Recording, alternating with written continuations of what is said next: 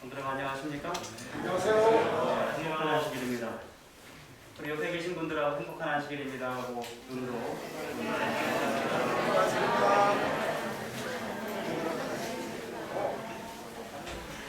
네, 아름다운 찬양을 준비해 주신 우리 임종일 지사님께 감사를 드립니다. 참 힘찬 찬양으로 우리 큰 힘을 주셨습니다. 여기 앞에 보시면 꽃꽂이가 있습니다. 우리 조현서 선생님이 꽃꽂이를 할 일이 있으셨는데 꽃꽂이를 하고 나니까 교회가 생각이 나셨다고요. 네, 그래서 이렇게 교회에다가 하나님 앞에 드리게 되었습니다. 아름답죠? 오늘 좀 아쉬운 소식이 있어요. 이진양, 김슬기 우리 젊은 가정이 이사를 가시게 되었습니다. 우리 잠깐 앞으로 나오셔서 인사를 잠깐 하실까요? 끝나고 나서는 더 정신이 없어서 이게 잠깐 여기 앞으로 나오셔서 두 분이 성도님들 향해 하시고 우리 이진양 성도님이 성도님들께 인사 잠깐 하시고 마이크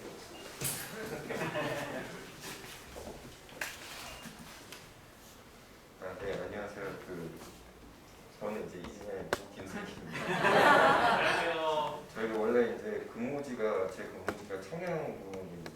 그래서 좀 출퇴근 시간이 멀고 그래서 청양군에 좀 가까운 홍성 쪽으로 이사를 가게 됐습니다. 그래서 세성전 집고서는 예배 드리고 싶었는데 못 보고 가게 돼서 좀 많이 아쉽고요. 항상 어느 자리에 있든 간에 이제 세종 행복교회를 위해서 같이 기도하고 노력하겠습니다. 감사했습니다. 잠깐 서 계시고 우리 기도하겠습니다. 사랑의 아버지 하나님, 하나님 믿는 믿음 안에서 함께 만났던 우리 이진양, 김슬기 가정을 이제 홍성 쪽으로 저희들이 떠나보내게 됩니다. 하나님, 가는 길에 함께하여 주시고 그곳에서도 교회를 섬기며 또 이웃을 사랑하며 예수님 재림하시는 그날까지 행복한 가정 이루도록 인도하여 주시옵소서. 이 가정이 소망하는 일들을 하나님 다 하시겠사오니 하나님의 시간표에 따라 하나하나 이루어 주시고 결국에는 저 하늘까지 이르는 가정 되도록 인도하여 주시옵소서. 우리가 몸은 떠나지만 서로 마음을 같이하여 사랑하고 관심 쓰게 도와주시고 좋은 소식을 서로 전하도록 축복하여 주시옵소서. 예수님 이름으로 간절히 기도드립니다. 이따 또 끝나고 인사를 좀 나누시면 좋겠습니다. 우리 세성전 건축표 함께 외치도록 하겠습니다. 제가 검은 글씨를, 여러분 파란 글씨를 주시기 바랍니다. 우리는 할 수 있다. 믿음으로 전진하자. 성도여. 다시 한번 하겠습니다. 우리는 할 수 있다. 믿음으로 전진하자. 성도여. 하나님이라. 아멘. 네, 우리 구호처럼 할 수 있습니다. 우리가 함께 전진하게 되길 간절히 바랍니다. 건축 진행 상황을 조금 안내해 드리겠습니다. 밴드를 통해서 많은 분들이 이미 접하셨겠지만 밴드를 보지 못하시는 몇몇 분들이 계셔서 함께 더 살펴보면요. 이 상태가 지난주 금요일날 상태입니다. 맨 밑바닥에 버림 콘크리트라고 해서 콘크리트를 타설한 것입니다. 그리고 마른 모습이에요. 그리고 이제 지난 일요일날 그 위에 단열재를 깔았습니다. 그리고 월요일부터 수요일까지 철근 배근이 이루어졌습니다. 밑바닥에 철근이 깔리고요. 그 다음에 옆에 기둥들과 벽면들의 철근이 이렇게 깔렸습니다.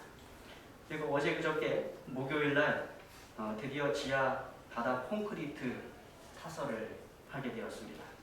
이렇게 보시면 콘크리트가 퍼져나가는 모습을 여러분들이 보실 수 있습니다. 총 레미콘 13대 분량의 콘크리트가 타설이 되었습니다. 마치고 난 다음에 이렇게 매끄럽게 한 분이 들어가서 만들었습니다. 참 바닥에 예쁘게 잘 됐죠?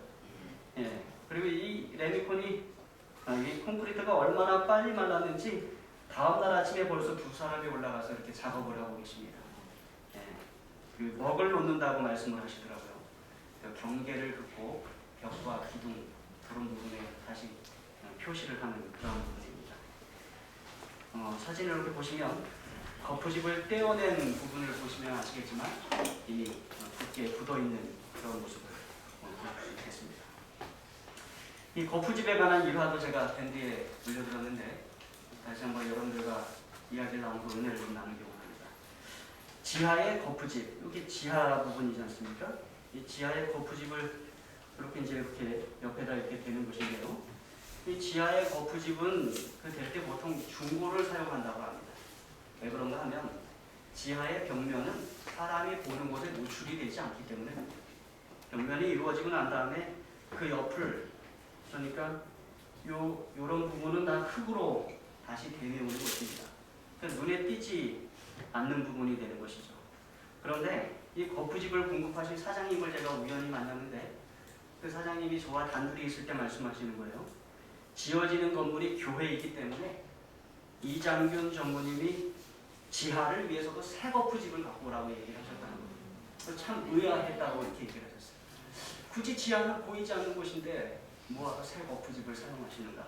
그런데 이장균 전무님이 이 교회를 짓는 것이기 때문에 우리가 새 것을 사용하고 합니다. 아멘. 이장균 전무님이 지금 교회를 안 다니세요. 네, 그때 그 이옥균 장모님, 그 형님이시죠. 그 형님이 우리 여기 장모님이랑 제가 식사를 할 때 아주 울면서 호소를 하시더라고요. 문영근 장모님하고 이제 같이 식사를 문영근 장모님이 대접해 울면서 이 동생이 이 교회를 지으면서 하나님을 만나게 되었으면 좋겠습니다. 그것보다 더 큰 기쁨을 얻겠습니다. 이렇게 얘기를 해주셨어요. 여러분 우리 이장균 전무님을 위해서 기도를 좀 많이 해주시기 바랍니다. 이장균 전무님에 관한 일화를 하나 더 소개를 해드리면 지난주 주말에, 그러니까 지난주 토요일 저녁입니다. 토요일 저녁에 아는 지인분과 같이 식사를 했다고 합니다. 근데 그 지인분이 코로나 확진을 받았어요. 그리고 두 분은 식사를 같이 하신 거예요. 그리고 이제 우리가 그것을 지난 화요일에 알게 되었습니다. 이옥균 장로님이 전화를 받으시고는 저한테 얘기를 하신 거예요. 목사님 큰일 났어요. 우리 동생이 식사를 같이 했는데 그 사람이 코로나 확진을 받았다고 합니다. 지금 동생이 코로나 검사를 하라고 하는데 코로나에 걸렸으면 큰일 나겠습니다. 왜냐하면 일요일에 두 형제가 만나서 또 식사를 하셨대요. 그렇게 되면 이제 직원들과 모든 이 현장의 사람들이 다 검사 대상이 되고 결과가 나오면 다 격리해야 되는 것입니다. 근데 참 감사하게도 이장균 전무님이 음성이 나왔어요. 식사를 했는데도 음성이 나왔어요. 이게 얼마나 감사한 일인지 몰라요. 하나님께서 지켜주심에 감사를 드립니다. 그런데 밀접 접촉자가 되면 일주일간 격리를 해야 된대요. 음성이 나와도 격리해야 되는 것입니다. 오늘까지 격리를 하셔야 됩니다. 오늘 좀 위에서 기도해 주시고 또 앞으로도 우리 교회 건축에 아무런 문제가 없도록 여러분 기도를 좀 많이 해주시기 바랍니다. 네, 지난 한 주 동안에 문영근 장모님과 또 이우철 장모님께서 현장을 방문하시고 또 일하시는 분들에게 점심 식사를 대접하고 하셨습니다. 참 감사합니다. 그리고 여러분들이 많은 기도 드려주셔서 감사합니다. 데살로니가전서 4장 13절로 14절에 있는 말씀 다시 한번 읽고 말씀 은혜 나누도록 하겠습니다. 13절 제가 읽고 14절 읽어주십시오. 형제들아, 자는 자들에 관하여는 너희가 알지 못함을 우리가 원하지 아니하노니 이는 소망 없는 다른 사람과 같이 슬퍼하지 않게 하려 함이라. 우리가 예수께서 죽으셨다가 다시 살아나심을 믿으신데 이와 같이 예수 안에서 자는 자들도 하나님이 그와 함께 데리고 오시리라. 바울은 이렇게 말을 합니다. 너희가 알지 못함을 우리가 원하지 아니하노니. 여러분 이 말은 바울이 편지서에서 가끔 사용하는 말이에요. 너희가 알지 못함을 우리가 원하지 아니하노니. 언제 이 말을 쓰는 거 아니야? 새로운 주제를 전환시킬 때 이 말을 썼습니다. 그러니까 이것에 대하여 너희가 잘 알았으면 좋겠다라고 하면서 주제가 전환이 되는 것입니다. 이 데살로니가 전서의 시작은 데살로니가 교회로 파견되었던 디모데가 돌아오자마자 보고를 사도 바울에게 합니다. 근데 그 보고를 듣자마자 사도 바울은 데살로니가 성도들에게 해주고 싶은 말들이 마음속에 생각이 났어요. 그래서 그 순간 편지를 쓰기 시작합니다. 먼저 아름다운 신앙을 유지하고 있는 성도들과 부흥하고 있는 교회를 칭찬했고 공격받고 있는 자신의 사도 사역에 대하여 스스로 변호했습니다. 그러면서 바울은 자신이 어떠한 마음으로 그곳에서 복음을 전했는지 그리고 자신이 지금을 얼마나 그곳에 다시 가고 싶어 하는지 그들에게 얼마나 관심이 많고 사랑이 많은지 바울이 그곳에 썼어요. 그리고 이어서 직접적인 권면을 하는데 하나님께서 그들에게 원하는 것이 거룩이다 라고 말씀을 하면서 결혼 생활에서의 거룩할 것과 또 재림을 기다리는 일상생활에서도 거룩해야 할 것을 권면했습니다. 그리고 이제 주제를 바꾸는 것입니다. 너희가 알지 못함을 우리가 원하지 아니하노니. 그렇다면 바울이 데살로니가 성도들에게 이야기하고자 했던 이어지는 주제는 무엇인가? 이게 말씀을 보면 죽은 자들에 관한 것이에요. 특별히 이 말을 뭐라고 했는가 하면 자는 자들에 관하여는, 또 여기 보면 예수 안에서 자는 자들, 이렇게 이야기를 시작하는 것입니다. 그러니까 데살로니가 성도들이 잘 알기 원했던 그것은 자는 자들에 관한 것이었어요. 사도행전 17장 1절로 3절에 있는 말씀을 읽도록 하겠습니다. 제가 1절 읽고 2절 읽어주십시오. 3절을 함께 읽겠습니다. 그들이 암비볼리와 아볼로니아로 다녀가 데살로니가에 이르니 거기 유대인의 회당이 있는지라. 바울이 자기의 관례대로 그들에게로 들어가서 새 안식일에 성경을 가지고 강론하며 3절 시작. 뜻을 들어 그리스도가 해를 받고 죽은 자 가운데서 다시 살아나야 할 것을 증언하고 이르되 내가 너희에게 전하는 이 예수가 곧 그리스도라 하니. 그러니까 바울이 데살로니가 도시에 들어가서 복음을 전할 때 그곳에 오래 있지 못했습니다. 오늘 사도행전 말씀을 보면 새 안식일 유대인의 회상에서 바울이 가르친 이후에 그 뒤에 이어지는 말씀을 보면 소동이 일어났어요. 그러니까 상당히 짧은 시간 동안만 바울이 데살로니가 그 도시에 있었던 것입니다. 그 짧은 시간 동안 바울이 그곳에 있으면서 가르친 내용은 그리스도가 해를 받고 죽은 자 가운데서 다시 살아나야 할 것에 대하여 가르쳐줬어요. 예수님께서 왜 죽으시는가? 그런데 예수님은 왜 부활하는가? 이런 것에 대하여 가르친 것입니다. 추측하기는 그 내용과 함께 예수님께서 곧 다시 오실 것임을 바울이 크게 증거했어요. 그래서 바울 자신뿐만 아니라 데살로니가 온 성도들이 예수님의 재림을 기다리고 살았습니다. 특별히 자신들이 살아생전에 예수 그리스도의 재림을 볼 것이다 라는 기대를 가지고 그들이 살았던 것입니다. 그들이 재림의 소망을 가지고 살았습니다. 그런데 문제가 생겼습니다. 함께 신앙을 시작했고 함께 임박한 예수님의 재림을 기다리던 믿음의 식구들 가운데 죽음을 맞이하는 성도들이 하나둘씩 늘어가기 시작한 것입니다. 그러면서 성도들의 마음속에 의구심이 생겼어요. 걱정이 생겼어요. 예수 그리스도를 개인의 구주로 믿고 예수님의 재림을 열렬히 기다리던 형제 자매들이 죽게 되자 마음속에 이 예수를 믿다가 죽는 형제 자매들은 이제 어떻게 되는 것인가? 함께 열심히 믿었는데 아직 예수님은 오시지 않고 그들은 죽는 것입니다. 살아서 예수님을 만나지 못한 그들은 이제 어떻게 되는 것인가? 혼란스럽고 번민이 생긴 것입니다. 그도 그럴 것이 그들의 형제 사랑이 아주 컸기 때문이었습니다. 성도들이 서로를 사랑하고 아꼈어요. 그러니까 사람이 한 사람 죽을 때마다 그들이 낙담되고 정말로 큰 아픔을 겪었던 것입니다. 저와 여러분은 이미 그 답을 다 알고 있습니다. 신약 성경을 통해서 다 알고 있기 때문에 이러한 문제에 대하여 아무런 문제나 어려움이 없어요. 그런데 데살로니가 교회 성도들은 신앙을 시작한 지 이제 얼마 되지 않은 사람들이에요. 그리고 바울이 그들과 매우 짧은 시간 동안만 함께 있었고 현재는 그들 가운데 어떠한 가르침을 줄 수 있는 지도자가 한 사람도 없었어요. 당시에는 신약 성경도 형성되기 전이라 그들이 그러한 일에 대한 정확한 지식과 답을 얻을 수가 없었던 것입니다. 혼란스러웠어요. 과거에 우상 숭배에서 돌아서서 지금은 살아계신 참된 하나님을 섬기며 미래에 다시 오실 예수님을 기다리는 재림을 기다리는 무리들이었는데 형제들이 하나 둘씩 죽어갈 때 그들의 마음속에 번민과 두려움과 슬픔이 찾아온 것입니다.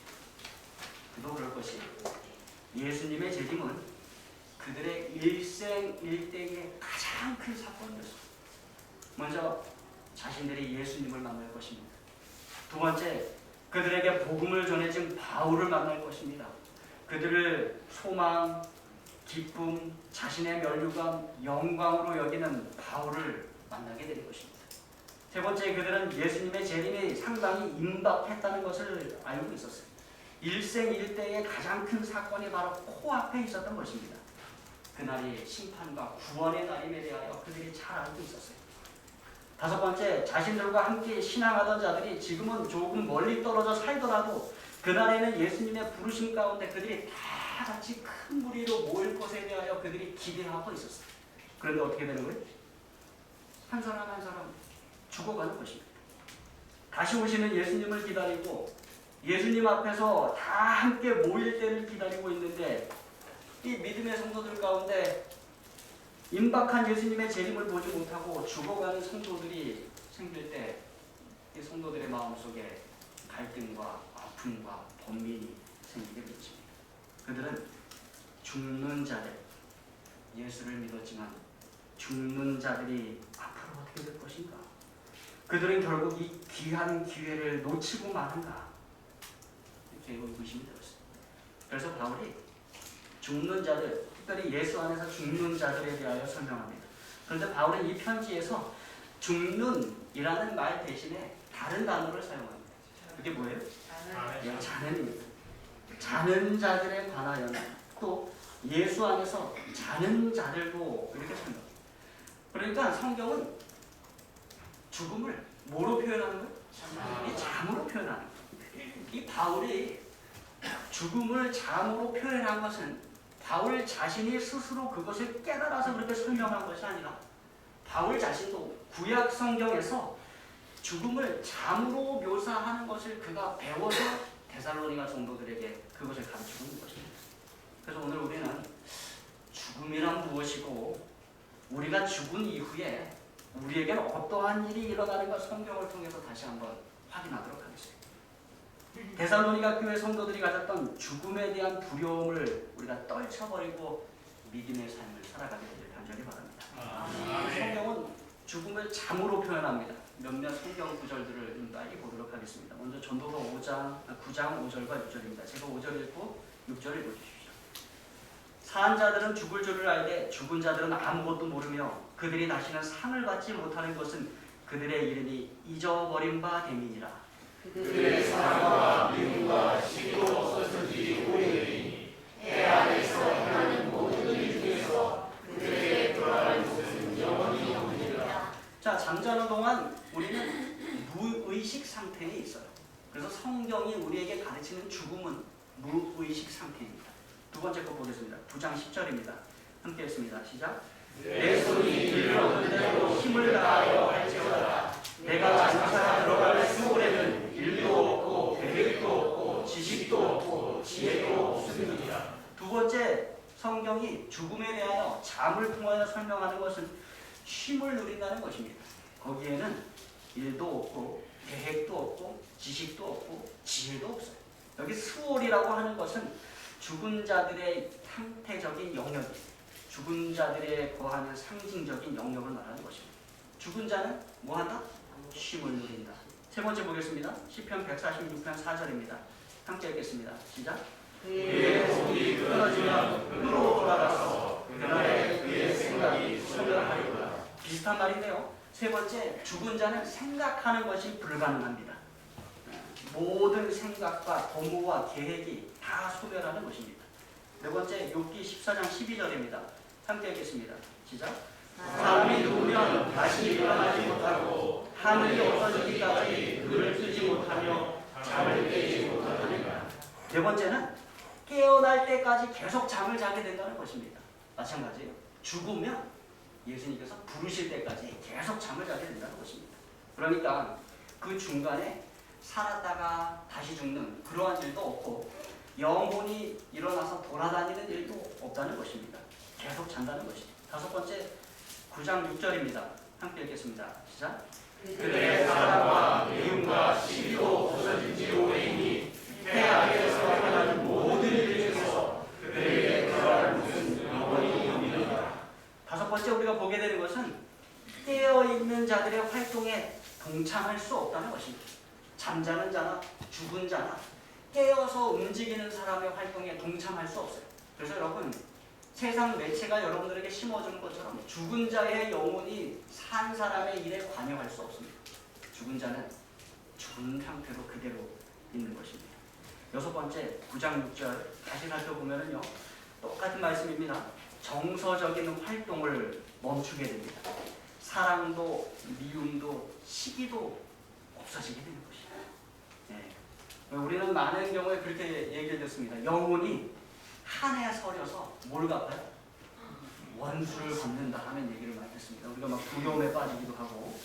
그러나 그것은 산자의 입장에서 자신의 죄 때문에 눌리는 고통이지 죽은 자는 아무것도 하지 않는다는 것입니다. 9장 5절의 말씀을 다시 한번 읽겠습니다. 시작.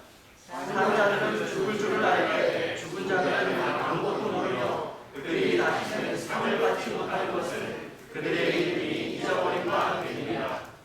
일곱 번째로 우리가 알 수 있는 것은 누구에게나 일상적이며 피할 수 없다는 것입니다. 누구나 잠을 자고 누구나 죽게 된다는 것입니다. 피할 수 없어요. 여러분도 자고 저도 잠을 잡니다. 여러분도 죽을 것이고 저도 죽을 것입니다. 누구나 피할 수 없는 것입니다. 잠과 죽음은 누구에게나 일상적이며 피할 수 없는 것입니다. 여덟 번째입니다. 시편 115편 17절 시작. 죽은 자들은 여호와를 찬양하지 못하니 정막한 자들은 아무도 찬양하지 못하리라. 그래서 잠자는 자들, 죽은 자들은 하나님을 찬양하지 못합니다. 그래서 여러분, 하나님 찬양하기 원하시면 살아있을 때, 숨쉬고 있을 때 하나님 찬양하는 저와 여러분들에게 간절히 바랍니다. 아멘. 정리하면 죽음은 잠과 같아요. 무의식 상태에 있습니다. 쉼을 누립니다. 생각하는 것이 불가능하고 깨어날 때까지 계속 잠을 자고 깨어날 때까지 계속 죽어 있습니다. 깨어있는 자들의 활동에 동참할 수 없어요. 정서적 활동을 멈춥니다. 사랑과 미움과 시기가 다 멈춰져 있어요. 누구에게나 일상적이며 피할 수 없어요. 우리는 누구나 잠을 자고 우리는 누구나 죽음을 맞이하게 됩니다. 잠자는 동안 하나님을 찬양하지 못합니다. 그래서 잠자는 자들에게 어떤 두려운 일이 일어날까에 대해서 우리가 염려할 필요가 없어요. 없습니다. 누군가는 그래서 이렇게 적었습니다. 함께 읽겠습니다. 시작. 그리스도에게 주님이 잠으로 바뀌었다. 여러분, 얼마나 놀라운 축복입니다. 원래 우리 모두는 죄로 말미암아 죽어야 하는 자들이에요. 잠이 아니라 죽어야 하는 자들. 그런데 예수 그리스도에 의해 우리의 죽음이 잠으로 바뀌었습니다. 고린도전서 15장 55절 56절에 있는 말씀입니다. 제가 55절 읽고 56절 읽어 주십시오. 사망아, 너의 승리가 어디 있느냐? 사망아, 내가 쏘는 것이 어디 있느냐? 사망이 쏘는 것은 죄의 권능을 불거라. 여러분, 사망이 꿀벌과 같다 이렇게 생각하시면 좋겠어요. 꿀벌 무슨 말인가? 쏘는 것이 있다는 것입니다. 사망이 쏘는 것이, 찌르는 것이 있어요. 꿀벌 침이 있지 않습니까? 꿀벌이 쏘는 것은 침인데 침에 쏘이면 어떻게 됩니까? 경험해 보셨어요? 네, 아픕니다. 가렵고 아프고 이게 며칠간 이게 오래 갑니다. 어떠한 분들, 알러지가 있는 분들은 벌에 쏘여서도 죽게 됩니다. 네. 그런데 제가 이게 꿀벌과 같다 이렇게 이야기하는 것은 사망에도 쏘는 것이 있다는 것입니다. 죄인데 사망이 죄로 쏘면 뭐가 온다는 거예요? 죽음을 가져온다. 사망이 죄로 톡 쏘면 우리가 죽는 거예요. 우리가 다 죽을 수밖에 없는 입장에 있는 것입니다. 그런데 그 사망이 쏘는 것이 누가 대신 쏘이셨나? 예수님이 대신 쏘이셨어요. 예수님이 대신 쏘이셔서 누가 죽음을 경험하신 거예요? 예수님이 죽음을 경험하신 거예요. 그런데 제가 사망이 꿀벌과 같다라고 말씀드리는 이유는 꿀벌은 말벌과 다르게 자기의 쏘는 것, 침을 한 번 누군가에게 쏘고 나면 그 침과 함께 자기의 내장이 다 끌려 나와서 그 꿀벌이 죽고 만다는 것입니다. 그러니까 꿀벌은 자기의 침을 일생에 단 한 번만 쓸 수 있는 것입니다. 쏘면 누구도 죽어요? 자기도 죽어요. 그런데 사망이 한 번 쏘고 죽는 죄의 침을 누가 맞으신 거예요? 예수님 맞으신 거예요. 그래서 예수님께서 죽으시고 이제 더 이상 사망이 쏠 수 있는 침이 남아있지가 않은 것입니다. 그렇게 우리를 대신해서 사망에 쏘이신 예수님에 의해 그 그리스도에 의해 우리의 죽음은 뭐로 바뀌었어요? 참으로. 참으로 바뀌었어요. 여러분 감사합니까? 아멘. 참으로 감사한 일이에요. 그리스도에 의해 죽음이 참으로 바뀌었어요. 그래서 우리의 사랑하는 사람들 예수 그리스도 안에서 죽을 때 우리가 슬퍼하지 않아도 되는 것입니다. 물론 일상적인 슬픔이 우리 모두에게 있어요. 이 땅에서 살아생전에 이제는 그 사랑하는 사람을 볼 수가 없어요. 함께 할 수 없어요. 헤어짐이 있고 외로움이 있습니다. 슬퍼하고 애통해하고 마음 아파하는 것입니다. 제가 대학교 2학년을 마치고 군대에 들어가기 전에 제 아버지가 암이라는 선고를 받았어요. 뭐 아직 어린 나이죠. 그런데 군대에 이제 입대할 수밖에 없었습니다. 그리고는 군대를 마치려고 이제 마지막 휴가를 나올 때쯤에 저희 아버지가 위독하다는 소식을 듣고 제가 나왔어요.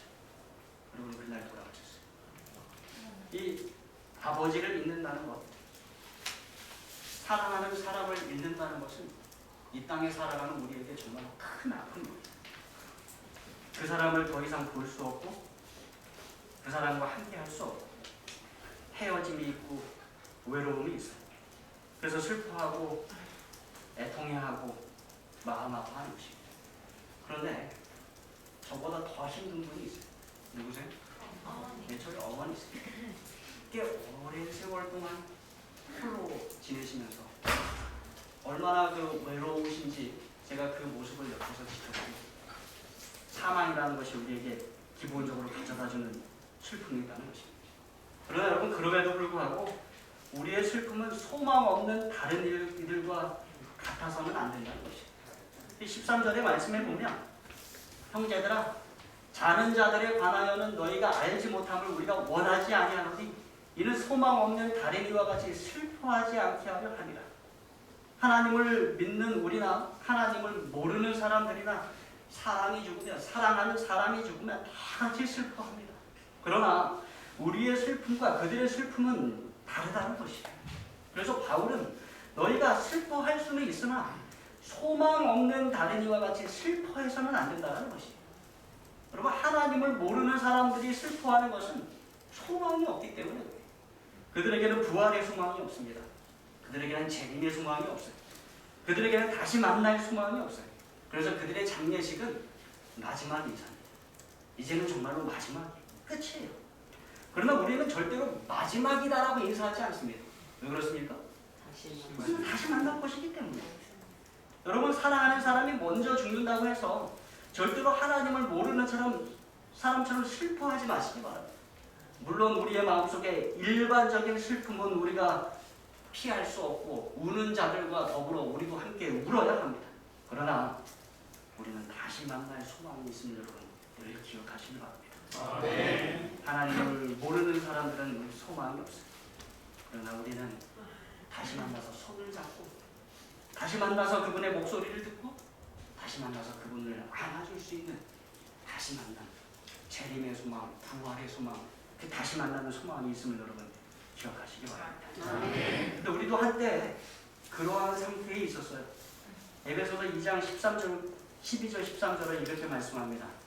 제가 12절 읽고 13절 읽어주십시오. 그때에 너희는 그리스도 밖에 있었고 이스라엘 나라 밖에 사람이라 약속의 언약들에 대하여는 외인이요 세상에서 소망이 없고 하나님도 없는 자이더니 이제는 전에 우리가 너희가 그리스도 예수 안에서 그리스도의 피로 가까워졌노라. 그러니까 우리도 죄로 말미암아 전에는 어디 있었어요? 그리스도 밖에 있었어요. 그리고 하나님 나라 밖에 있었던 사람들이에요. 그리고 약속의 언약에 대해서도 우리는 상관이 없는 바깥 사람들이었어요. 세상에서 소망도 없고 하나님도 없는 자였습니다. 그러나 이제는 어떻습니까? 전에 멀리 있던 우리가 그리스도 예수 안에서 그리스도의 피로 가까워졌음을 여러분 기억하시기 바랍니다.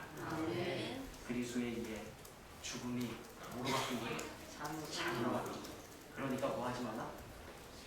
염려하지 마라. 소망 없는 자들과 같이 슬퍼하지 말라라고 말씀하고 있는 것입니다. 제가 좀 말씀을 줄이겠습니다. 14절로 가보면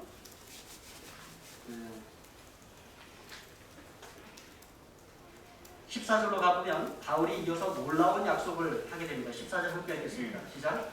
우리가 예수께서 죽으셨다가 다시 살아나심을 믿을지에 이와 같이 예수 안에서 자는 자들도 하나님이 그와 함께 데리고 오시리라. 그래서 바울은 놀라운 약속을 우리에게 상기시켜 줍니다.